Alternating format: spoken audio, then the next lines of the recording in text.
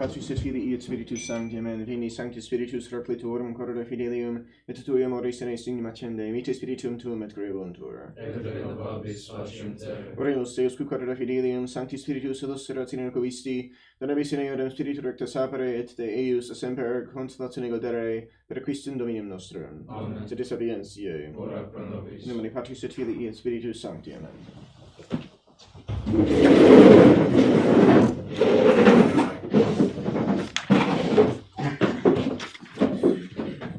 So we continue with the pontificate of Pope Benedict VIII. We're looking at the local council at Sellingstadt. That it's not more than a local council, but still is interesting because, as our author mentions, its canons furnish some details on the ecclesiastical manners and discipline of the 11th century. So that's where we left off last time, just mentioning that we were going to do that. So the first one, at least, that we're going to take notice of is that priests are forbidden to celebrate Mass more than 3 times a day. So in the past, it was allowed more than once a day as a routine thing. Nowadays, that's by exception only. Ordinarily, a priest may offer Mass once a day. He's supposed to offer Mass every day. That's not necessarily a grave obligation for someone who's, and at least not in every case, but a priest is required under pain of grave sin to offer Mass some times in the year. Moral theologians give different numbers as to the exact number of times it would be a grave sin for a priest not to, but still, in the mind of the Church, a priest is supposed to either say Mass or assist at Mass every single day, as far as possible. Certainly even to say Mass, not just assist that, but to actually to say Mass some number of times a year. So every day, either assist or say Mass some number of times a year. But the maximum number of times that Mass may be said is ordinarily once a day. There are exceptions to that, bionating, as it's called, on Sundays, especially, or holy days of obligation, when otherwise some significant number of people would not be able to get to Mass, is something that was done for a long time. But there were in the past also special rules for how to go about doing that. Because in the past, remember, the Eucharistic fast is something that was very, very strict, much stricter than Pius XII made it to be. Strict to the point that even a sip of water taken unintentionally, just through inadvertence, for example, would break the Eucharistic fast from the stroke of midnight onwards. Nothing at all could be ingested for any reason. And if it was ever, then the Eucharistic fast was broken and you couldn't say Mass. Meaning that no ablutions at any Mass offered before the final one to be offered that day. So there are rubrics for what to do with the chalice that hadn't yet been consecrated and everything. So offering Mass more than once a day is still something that can be allowed. And that's even what we're describing is just on regular Sundays or holidays of obligation in which otherwise some number of people would not be able to get to Mass. It's not, again, taking into account the exceptions of Christmas Day and All Souls Day. Those are days on which every priest who functions legitimately is allowed to say 3 Masses on each of those days. It's not a requirement, but it is allowed. And something that you take advantage of if you possibly can. It's not always possible, but you do when you can. So some were led by devotion to multiply the offering of the holy sacrifice as far as they could. So to say, some priests were evidently trying to say Mass all day long, just doing nothing but that all day long. So that's something that the Church had to say. No, only at least this particular council made it clear to at least in the areas where those who convened for it had authority, that this is not to be done not more than 3 times a day. Keep in mind, as we have mentioned here, the present discipline of once a day, no more than that, and everything as we described was fixed at a later period. And actually, that permission to offer 3 Masses a day on All Souls Day, specifically 3 Masses on All Souls Day, that was actually something granted to the entire Church by Pope Benedict XV. So even that's a relatively recent thing. I think that had been a privilege in Spain, if I'm not mistaken, but it was Benedict XV extended it to the entire Church. So, the present discipline was fixed a later period of offering Mass only once a day. Should a priest have taken any food or drink during the night, after the crowing of the cock, if it be in summer, he shall not celebrate Mass on the next day. If in winter, he may celebrate only in case of necessity. So, since there were as yet no clocks that struck the hours at night, the cock crow is supposed to mark the hour of midnight in summer, but in the longer nights of winter, the hour is not so surely relied upon. So, this reflects what would eventually become the case in the entire church, requiring the unium naturale, as it was called, from the very stroke of midnight.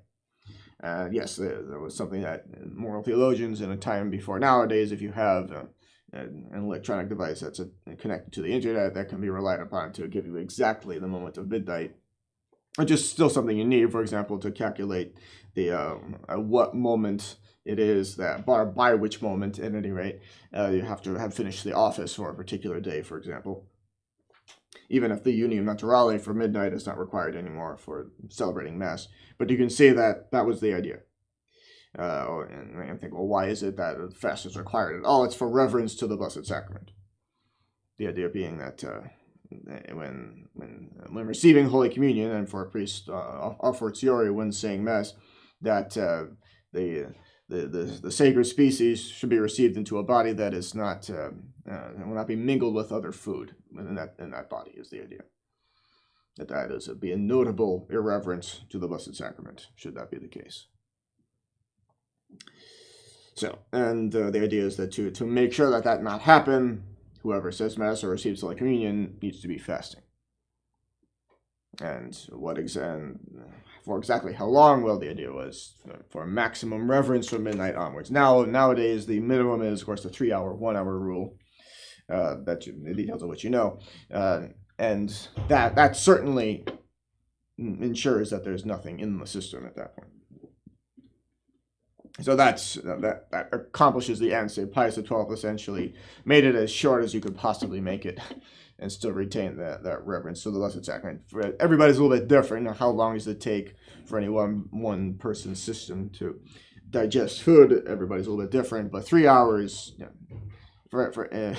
that will pretty well universally guarantee that there's nothing in pretty much anybody fasting for 3 hours is not going to be anything currently in the system, unless there's something really wrong. But if that's the case, you're probably not in condition to receive Holy Communion. So that's other such considerations might sometimes obtain, but ordinarily there's no 3 hours guarantees it. Well, and actually, if you read Merkelbach as far as the calculating midnight, yes, and again in a time before you could pretty well guarantee that some device could give you the exact time. And he says, even before time zones. I mean, even time zones are a relatively recent invention.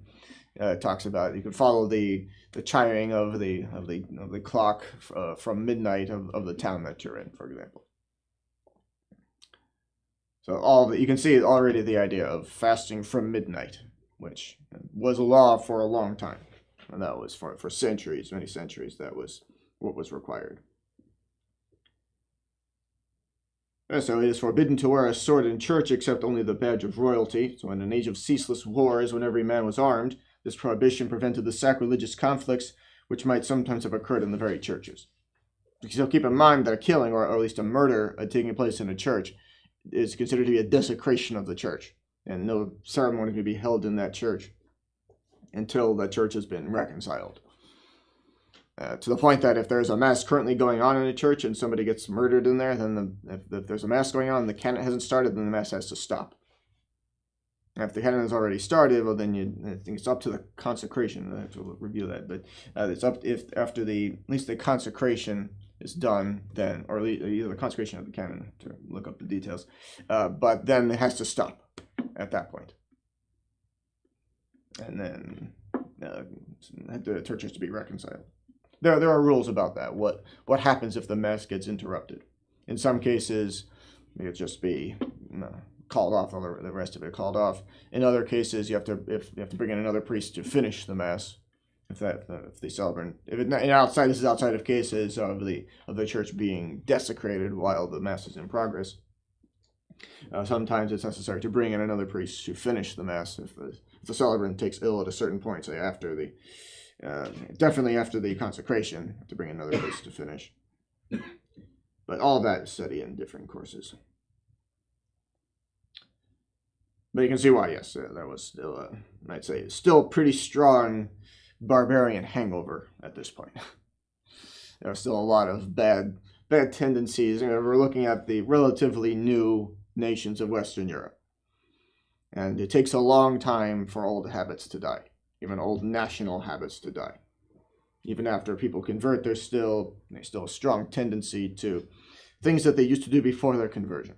And you see that everywhere. I mean, that's obviously true of the human race in general. Even after baptism, the effects of original sin remain. So also it's true that, through repeated acts, very bad habits can be formed. It's true of good habits, but also of bad. Through repeated acts, very strong habits can be formed, and that gets into the genes. That you can see vices run in families, for example. You can see drunkenness can run in a family. That means through many repeated acts, that habit has become a very strong family trait. That can be very difficult to throw off. And that can be true of the human race, only one human race, but that can be true of extended groups of people within the human race. That even whole nations can become possessed of different vices. You see that. I mean, if you look at different nationalities, you can see that there are virtues and vices that tend to accompany, not necessarily by any means, but that there are, it's just true, virtues and vices alike that tend to accompany different groups of people, different nations, you might say. Whether political nations or just groups of people who are ethnically, national, you might say. It's just true that there are virtues and vices alike that accompany them. Sometimes you might see only one or the other. Only one or the other might be conspicuous, but they're both there.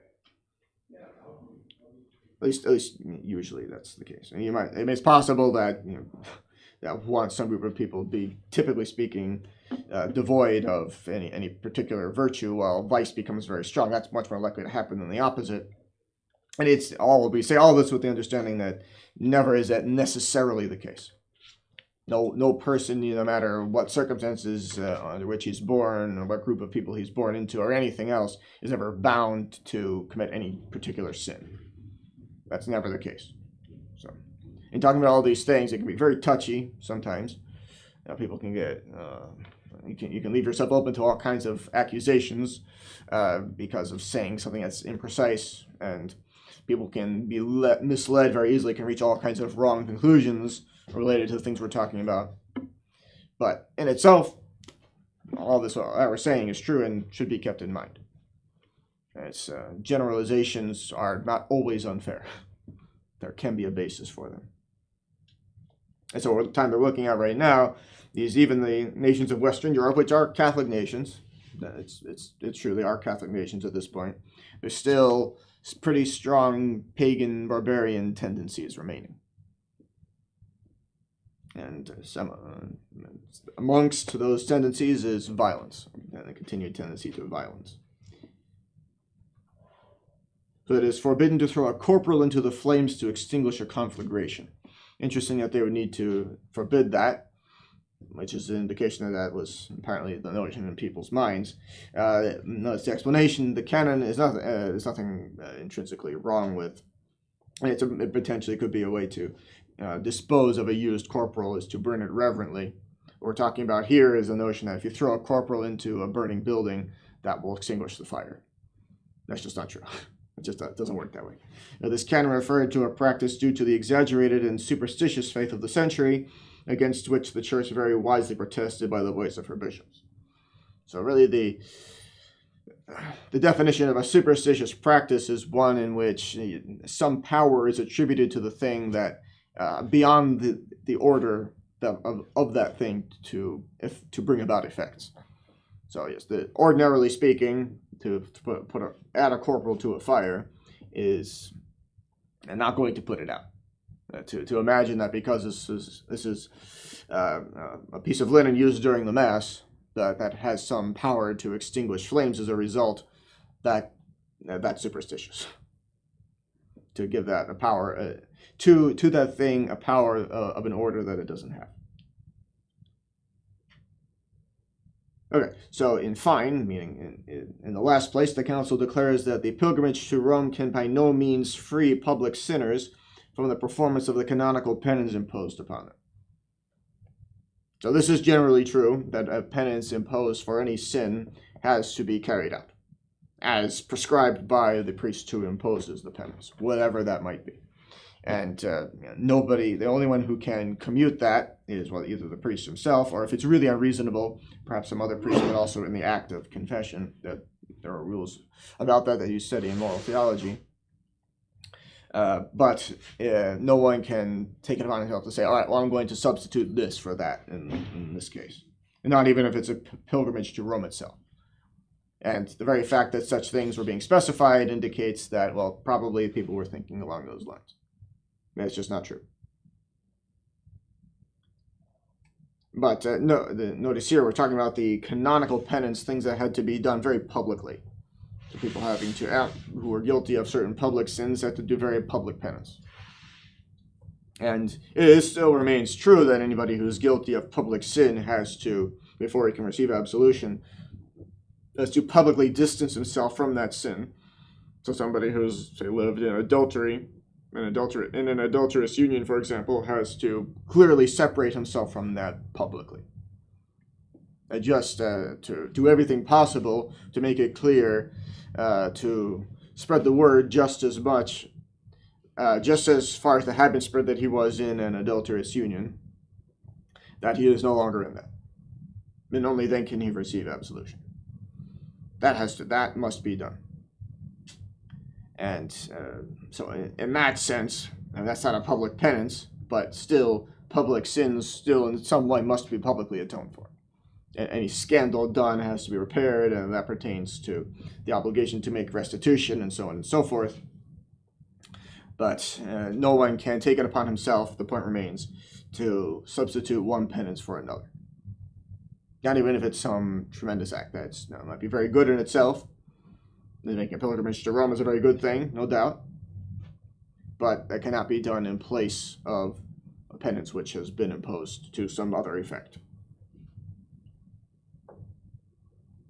So the abuse of a pious practice, like that of a pilgrimage, was thus checked at the very outset by the ever watchful care of the Church to ward off disorders and to keep her children within the sphere of a prudent and mutual edification.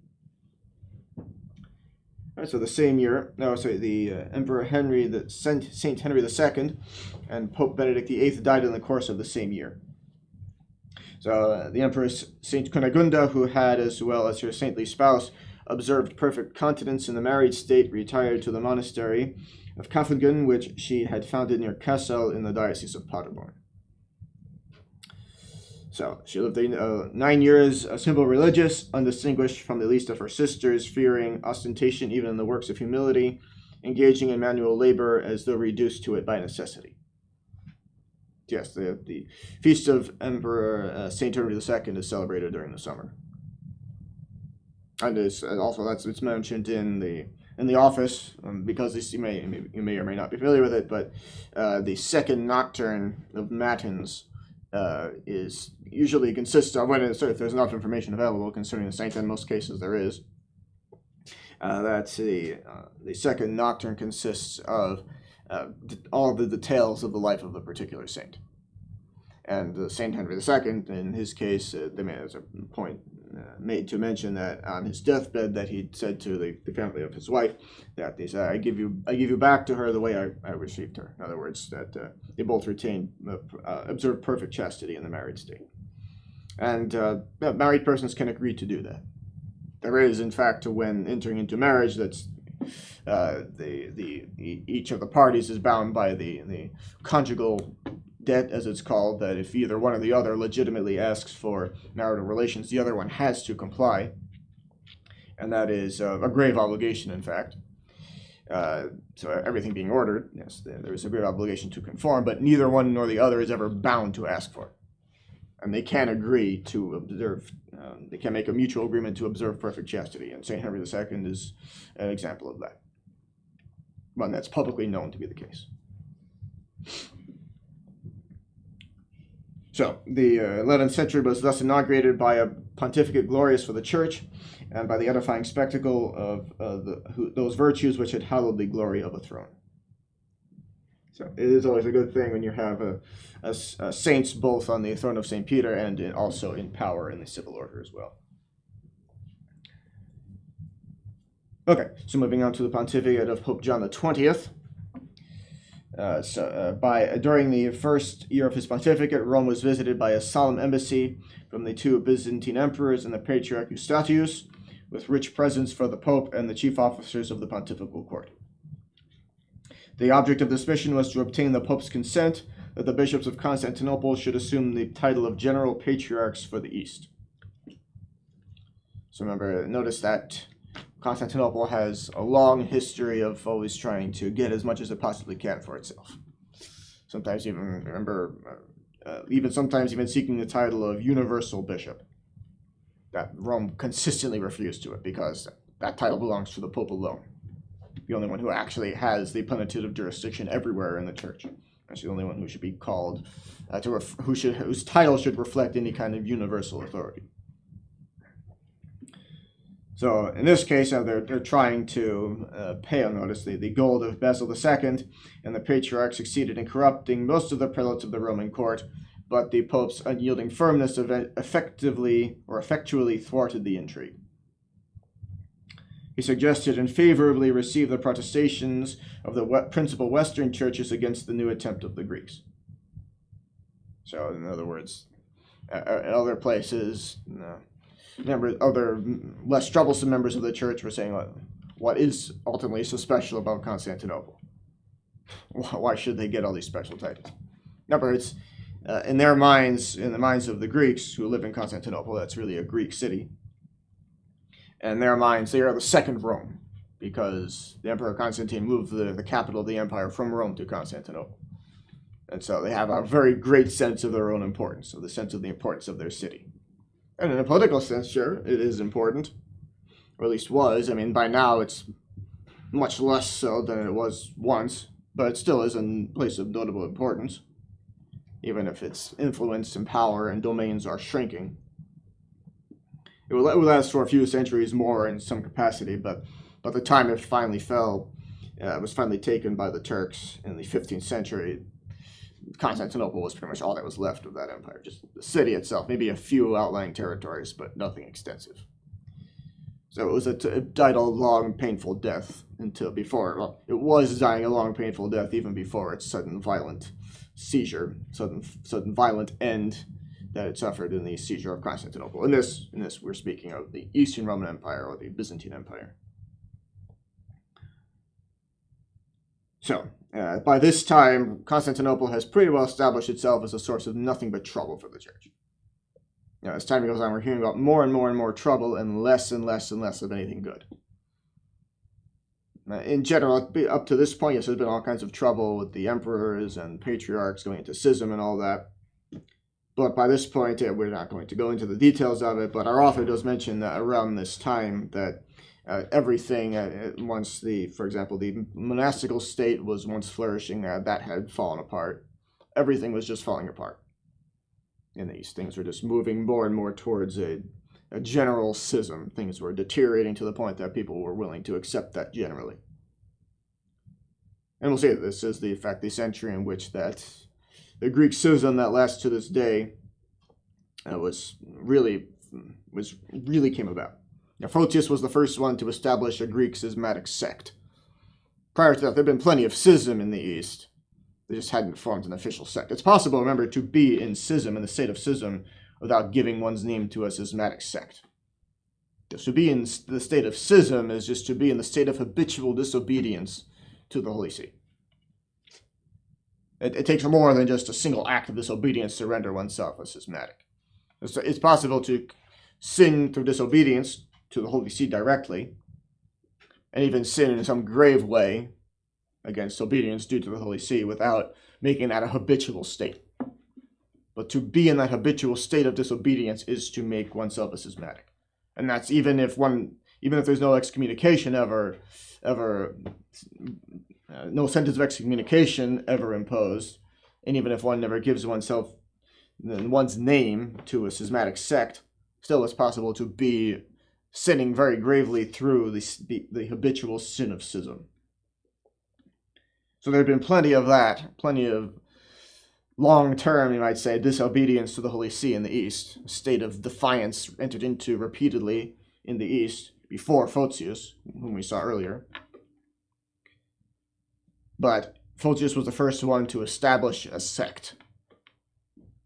That was to set up whole organization that was in defiance of Rome, without just being in disobedience, a state of habitual disobedience.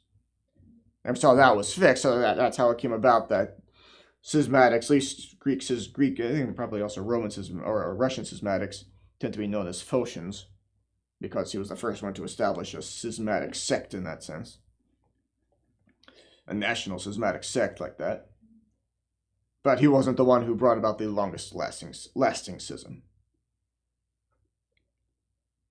So we're definitely seeing more trouble, just more trouble from Constantinople at this point, more agitating, maybe lesser trouble than has been caused before, but still trouble at this particular point. A greater trouble will come again, don't entertain too high hopes on that, because it's coming. We already know that, but looking at how things are now, you might think, well, maybe this is it. Maybe they'll just be told no and then conform. Well, perhaps there's some chance in this particular instance, but in general, there will be more trouble coming. So, meanwhile, the negligence of some prelates had opened an easy entrance to the deadly errors of certain sectaries, similar to those punished in Orleans. So, we'll come back to looking at Constantinople a bit later, but one thing to notice very clearly is that at this point, they are very clearly looking to Rome to have privileges that they want granted to them, to have the titles that they want to have conferred upon them be conferred. They're looking very definitely, undeniably, to Rome for that. Which is interesting because they like nowadays, the Greek schismatics still insist on the notion that the papal primacy was somehow invented, that's something that was cooked up, made up. They themselves clearly conformed to it for many centuries. We've seen that so many times, across many centuries by this point. Even outside of this current year, we've seen other instances of the Greeks clearly looking to the Holy See for decisions in many things. So, meaning that their denial of papal primacy is something that they cooked up. That's the idea that it could possibly be false is something that they cooked up in order to try to justify their own schism.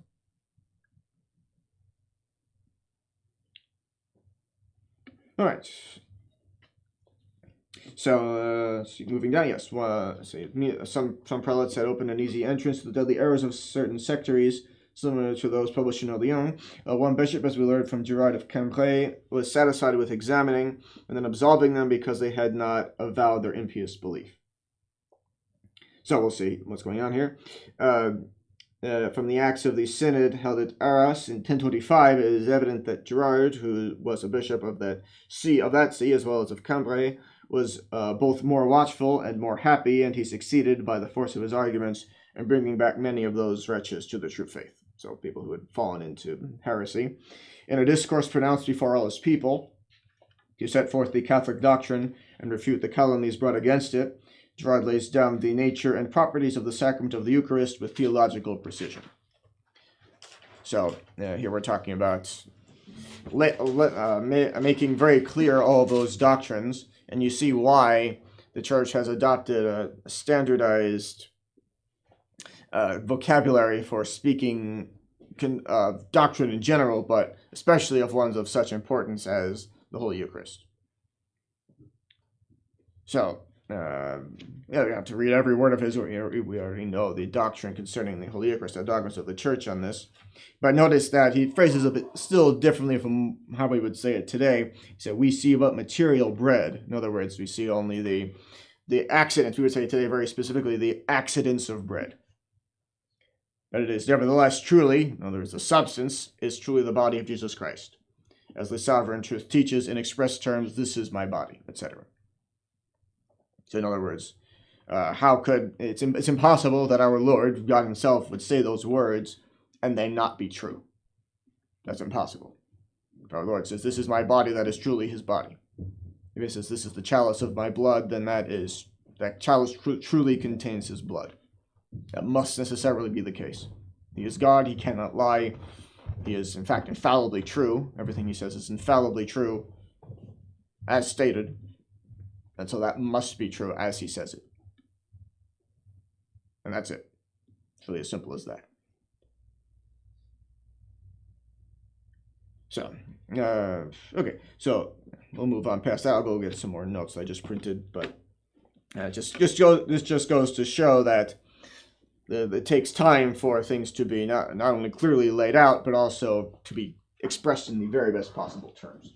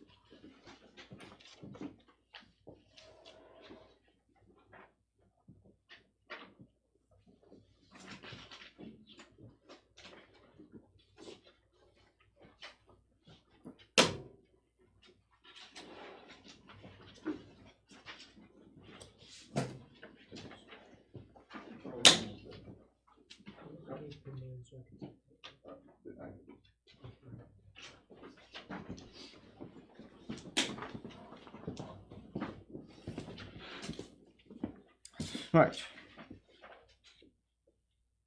So moving on to the pontificate of Benedict IX, first period. So this is an instance of a pope who had two pontificates. We'll see the reasons for that. Not very good ones, but there were reasons. So this goes to answer an objection that sometimes people raise, and it's a surprising number of times we'll hear it. This pontificate actually answers some objections, multiple objections, that are actually amongst the very easiest to answer concerning the current situation in the church. So, and two of those, the most common objections are that today's popes, quote unquote, as many people insist on seeing them, they're just like bad dads. Even if your dad is a bad dad, he's still your father, and that can never change. The implication being that no matter what a man who wears a white cassock does, he's still pope. And also people dismissing everything you say to prove the vacancy of the Holy See with this hand-waving dismissal of, oh, there have been bad popes before. And so there, in a certain sense, there have been, but never ever in the sense that people today mean it when they assert that statement in an attempt to prove that today's papal claimants are still popes despite everything they do. And so, well, the first of those, that the pope is just like a bad dad, well, everybody has to acknowledge that it's not exactly the same thing. Yes, the pope, a true pope, is commonly referred to as the Holy Father for good reason, but it's not exactly the same thing by any means as being a biological father to somebody. Yes, that can never change, indeed. But a pope, for one thing, is elected pope. Your father is not elected your father. And also, a pope can resign. Your father could never resign from being your father. That can never happen. It's just, obviously. So, there are differences. Everybody has to acknowledge that there are differences. So, resigning from being someone's natural father is not something that's possible, but resigning from the papacy is something that's possible. So it's possible also that somebody lose the papacy or not even attain it in the first place due to other problems that don't have anything to do with being someone's natural father. So, yeah, there are certain parallels for sure, but it's not the same thing. And so the question is, where do the similarities end? And the fact of the matter is they end in such a place that we have to conclude today that today's papal claimants are not true popes. So also looking at the other one, but there have been bad popes before, and it's amazing how often those objections come up. These are probably the two most common ones that you'll hear. Again, no matter how many times they've been answered, you'll still hear them again. Now that's typically the case, actually. That the easier an objection is to answer, the more you'll hear it. The more times it's been answered, the more you'll hear it. Because, that seems to be the general principle. People always seize upon the easiest possible way out of something they don't like. In our case, to conclude anything, there's an absolute aversion to becoming a sedevacantist. That so many people refuse to go there. It's some kind of like emotional or psychological block that prevents so many people from ever reaching that conclusion.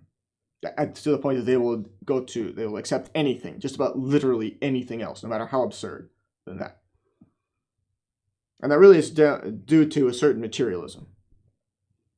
They see that Novus Ordo have all the structures, for one thing, all the physical church buildings, for the most part, almost entirely. And also, they see a certain sense of the legal structures still being there. Which, that is true. They're recognizing true things when they see those things, but they are completely misapplying, they're drawing wrong conclusions from those recognition of those facts. But they're so strongly there. Many people, it's just a fact, may not have the intellectual abilities to make those distinctions, or at least they're unwilling to do that because it's too difficult, or too much emotional difficulty involved, or a host of other reasons. None of them good in themselves. It's possible people be in good faith, obviously. That's a whole other thing. To say that someone's in good faith is to say that that person is doing or saying something that is doing something objectively evil or saying something objectively false. That to say that someone's in good faith is to to concede that much. That objectively there's a serious problem here. Maybe not formally, but materially there is. That they say that someone's excused from sin due to ignorance is to say that that person is doing something that, objectively speaking, is a gravely sinful action. Or sinful. Usually speak of that, of grave sin. Not always, not necessarily, but usually. And so we say that people saying things along those lines might be in good faith is to say that they are saying something that is subjectively and in fact seriously erroneous. So the only sense in which a pope could ever be a bad pope, we've heard it before, and I'll probably have to mention it again, but the only sense in which a pope could ever be a bad pope is in his personal moral life. That in the sense of, and also perhaps at the very most in the sense of making poor prudential decisions in various ways. But that's it. Nothing that could ever constitute leading the entire church to hell could ever be attributed to a true pope. Ever. So in that sense, and that's a sense in which people try to say there have been bad popes before, therefore what we have today, which if you were to concede that today's papal claimants are true popes, you would be forced to conclude that they're leading the entire church to hell, which is a blasphemy, as we've said before. That's deserving of serious theological censure. I don't see how that avoids heresy in the strict, full technical sense. And definitely it's a blasphemy. A serious insult against the church. And against God himself who founded it. So it's not just a question of defending our position, it's a question of making it clear that anybody who denies the vacancy of the Holy See is in fact in very serious error today. And that sometimes it's easy, we do have to explain ourselves, that's true, and in that sense we do have to defend our position, but in many cases the correct way to answer objections is to show, no, what we're saying is not just saying, or in some cases doing. It's not just things that we're permitted to do, but things that we're obliged to do. So a lot of people like to bring up, some people, most people have more common sense than this, but there are homiloners out there, as they're called, people who insist that due to the laws of the church, no traditional Catholic apostolate is legitimate. Even they might say due to divine law, no traditional Catholic apostolate is legitimate. And most people have enough common sense not to think that, but there are some who insist on it very strongly on the internet and perhaps elsewhere. But the fact of the matter is that just common sense is immediately that can't possibly be true. And indeed, when you look at everything very closely, look at the details of everything, that is not the case.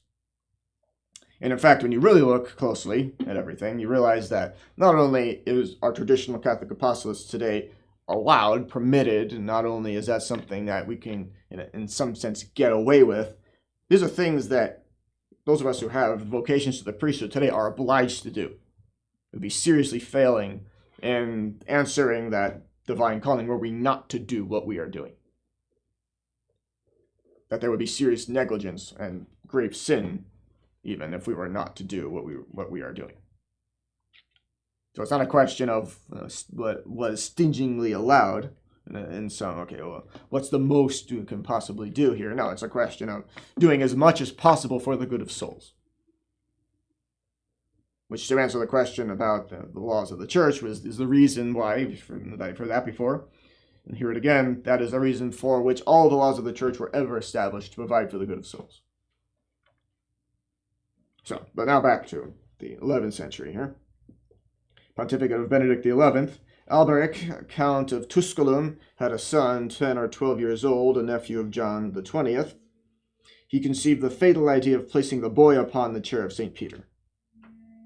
In spite of the canons, which were express in the matter, notwithstanding the sacrilegious nature of such an attempt, he bought the accomplishment of his criminal design at the price of gold, and the young Theophylactus was elected pope under the name of Benedict IX in December of 1033. So in virtue of the repeatedly stipulated right of the German emperor to confirm the pontifical elections, Conrad, the current Holy Roman Emperor, should have opposed this uncanonical promotion, but he did not intervene.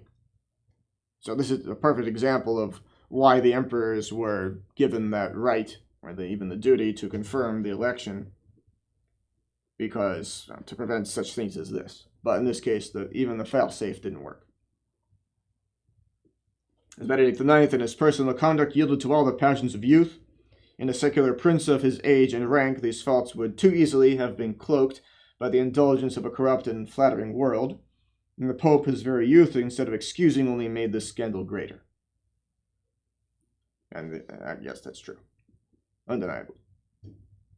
So the possession of supreme power was but a means of gratifying every passion. Yeah, that's something of an exaggeration, that particular statement, because we actually see that as far as his government of the church, it was, I might just say, a normal papacy, which is interesting. And we'll see why. So his authority was acknowledged and respected by all Christendom. The voice of St. Peter was respected even on the lips of his unworthy successor. So in other words, everything he did, as far as the government of the church, as far as presenting doctrine, was all perfectly standard, and everybody received it unquestioningly. So this is the only sense in which you could have a bad pope. Bad in his personal life. Now, maybe sometimes with regard to prudential decisions, you might say some pope may have made a lot of bad decisions, things that were clearly imprudent. You might say that too, but and that is rarely, if ever, the case. Usually, the church was only governed with the very greatest wisdom, in fact, and you can see why, because being pope brings with it not only the charism of infallibility, but also graces of state. And sometimes those graces of state bring about a personal transformation. We'll see that later on down the line. In the Renaissance period, there was at least certainly one particular pope, we'll see it later, but who was clearly transformed personally upon becoming pope.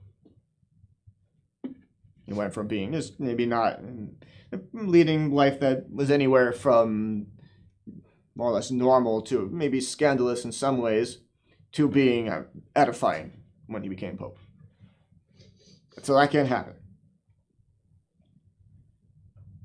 So, but even notice this: even if someone does not conform to all of those graces of state, so that he's not actually transformed into to having the level of sanctity that he ought to have as pope, still, if he has the intention to provide for the common good, and that's the minimum, to provide for the common good of the church, he will in fact provide for the common good of the church. That will be borne out in his actions. And no good Catholic will have any problem conforming to the papacy of someone who might be personally unworthy, who might even be personally scandalous.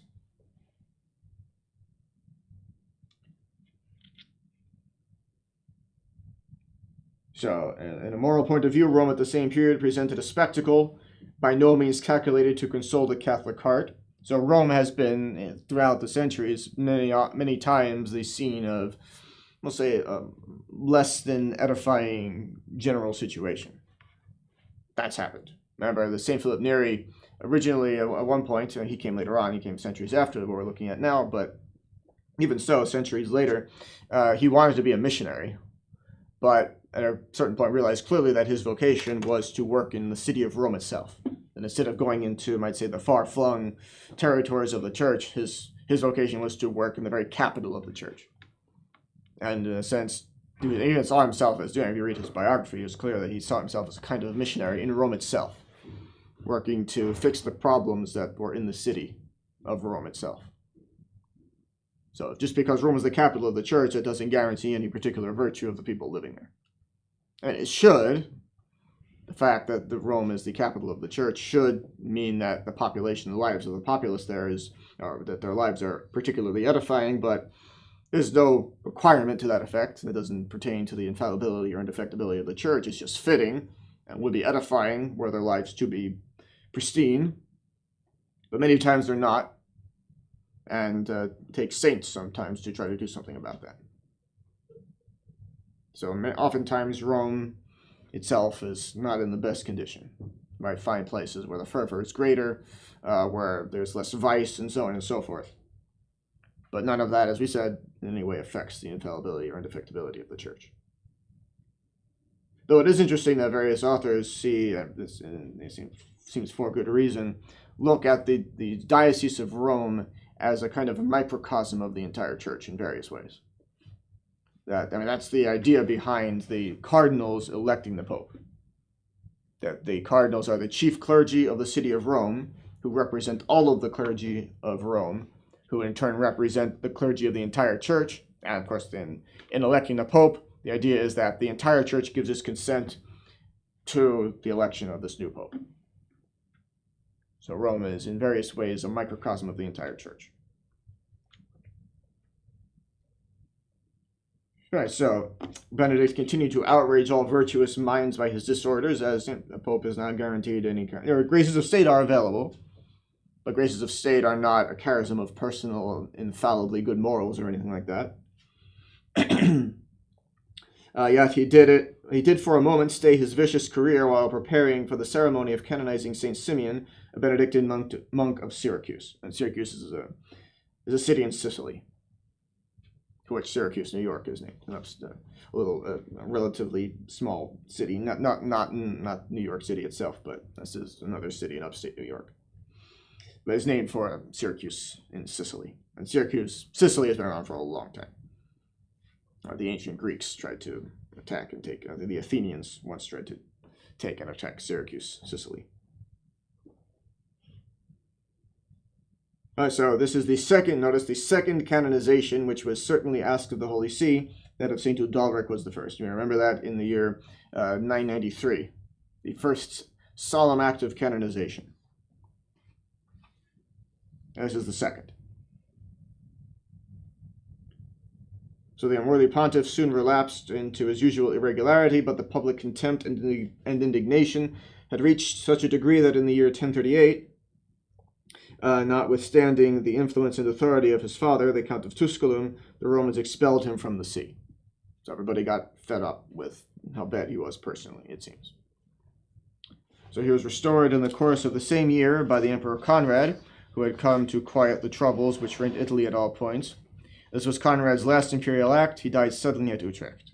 So notice that right of confirming the pontiff would remain in some way, or it seems, until about 1903, until St. Pius X was elected. And we say remains, well, you might think, well, is it not true that the Holy Roman Empire was ended in 1805? And yes, it was. But at that time, the Holy Roman Emperor, remember, that was a title that was borne by some other monarch. You had throughout time, for example, the Emperor Charles V was King Charles I of Spain. And that's where his power really came from. I mean, he did what he could in the territories that were Holy Roman Empire proper, but all of his real power came from being king of Spain. He was much more powerful as king of Spain. He had much more direct control in Spain than he had over the German territories of the Holy Roman Empire. But that power would remain in some way so until 1903, for the reason that at the time of the official dissolution of the Holy Roman Empire by Napoleon in 1805, the Holy Roman Emperor, the monarch who had that title, was the Austrian Emperor. And so the idea was that the whatever was left of the position of Holy Roman Emperor was transferred, the privileges, etc., were transferred to the Austrian Emperor. And so it was a different Austrian Emperor in 1903 from the one who obviously was alive in 1805. But in 1803 it was Franz Joseph, the second to last Austro-Hungarian emperor, who exercised that power, which had become a veto power in 1903 to prevent Cardinal Rampolla from being elected. And thereby, you can make a strong case, thereby, probably without realizing it, but probably delayed Vatican II by decades by bringing about the election of St. Pius X. It wasn't St. Pius X whose election he wanted. He wasn't angling for Cardinal Sarto to be elected specifically, but he just didn't want Cardinal Rampolla elected.